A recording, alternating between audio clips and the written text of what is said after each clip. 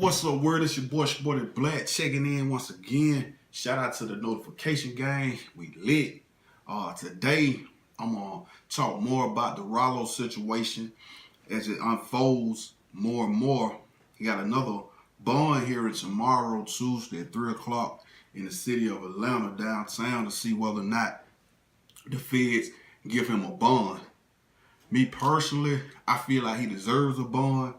Because if the only thing they really saying that they did was caught him trying to bring in a bunch of weed, what's weed now? You got people that are millionaires, multi-millionaire from selling weed legally in the United States with all these different dispensaries. Now I understand that that wasn't the route he was going allegedly, but still it's weed. You know what I mean? So I think he deserves a bond at the end of the day, and then, give him time to get his lawyers and his team together to fight, for his freedom as it unfolds. But Ralo recently did an interview. He called in, did an interview with Dirty Glove Bastard. Man, that's one of the dopest interviews I've seen in a while because it's just so raw. You did, but when y'all get a chance, make sure y'all go check out the interview. But basically in the interview, Ralo was saying like the feds, they done seized all his vehicles, took all the jewelry, froze all his different bank accounts.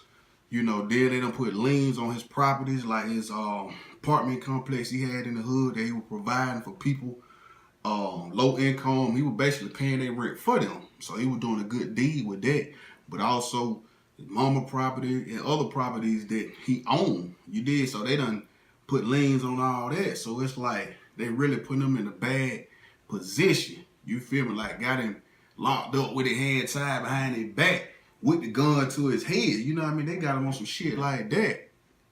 And that's fucked up, you know what I mean? But that's how the feds roll though, But long as, he got a strong legal team and can prove that a lot of his assets that he had came from actually doing music and his business ventures, he should be able to get, most of his funds back, But it's just another phase of the fight that he got to fight these folks. Cause the Fed different from the state, you dig what I'm saying? But it got to be a lesson too for any nigga out there on the streets who out there get to the money and doing, dipping and dabbing with some dirt or doing whatever they doing.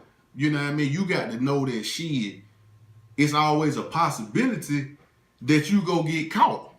Because if you in the street, there's always that possibility. So you got to plan for that possibility, man. You got to put that money to the side for a rainy day. You know what I'm saying? You got to have lawyer fee. You feel what I'm saying? But at the same time, when you buying these properties and these cars and all that other shit, you got to put some shit in your mama name, some shit in, one of your other kinfolk with some good ass credit, put it in their name, get a business and, somebody over here name, you know what I mean? You really can't have your name attached to too much shit because when the motherfucker come, they trying to take anything with your name on it. You feel what I'm saying? So let that be a lesson to all my young niggas out there doing their motherfucking thing. Get to the bag. You know what I'm saying? Just be cautious and plan for the rainy day. When you know what I'm saying? Cause it ain't always sweet in this shit, man. You know what I mean? But that's just what it is. You know what I mean? But free Ralo tomorrow, like I said, in Atlanta at 3 o'clock. They having hands on Ralo.